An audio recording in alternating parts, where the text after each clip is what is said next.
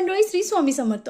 श्रावण महिन्याला सुरुवात झाली आहे. श्रावण महिन्यामध्ये वर्षातून एकदाच येणारी श्रावण दुर्गा अष्टमी, या दुर्गा अष्टमीला असं विशेष महत्व आहे, कारण श्रावण महिन्यातून एकदाच ही जी दुर्गा अष्टमी आहे ती येत असते. या दुर्गा अष्टमीला जर आपण काही सेवा केल्या तर आपल्यावर निश्चित आपली जी कुलदेवता आहे ती प्रसन्न राहते आणि आपल्या जीवनामध्ये ज्या सतत अडचणी आहेत, समस्या आहेत, आर्थिक समस्या आहेत, त्या सर्व समस्यातून आपली सुटका होत असते. आपल्याला फक्त न चुकता या श्रावण शुक्रवारी दुर्गा अष्टमीला एक अतिशय साधी आणि सोपी सेवा करायची आहे. ही जर केली तर सर्व समस्यातून आपली 100% सुटका होणार आहे. मग सेवा कशी करायची? तर आपल्या सकाळी लवकर उठायचं आहे, स्नान करायचं आहे आणि स्नान झाल्यानंतर आपलं जे अंगण आहे, अंगण झाडून रांगोळी काढायची आहे, आपलं घर स्वच्छ करायचं आहे आणि त्यानंतर आपल्याला न चुकता दुर्गा सप्तशतीचं पाठाचं पठण करायचं आहे. आता दुर्गा सप्तशती पाठ करायला 1 पाऊण तास लागतो. तुम्हाला शक्यतो तुमच्याकडून जर दुर्गा सप्तशतीचा पाठ होत नसेल, सिद्ध कुंजिका स्तोत्र आहे त्याचं आपल्याला 11 वेळेस पठण करायचं आहे.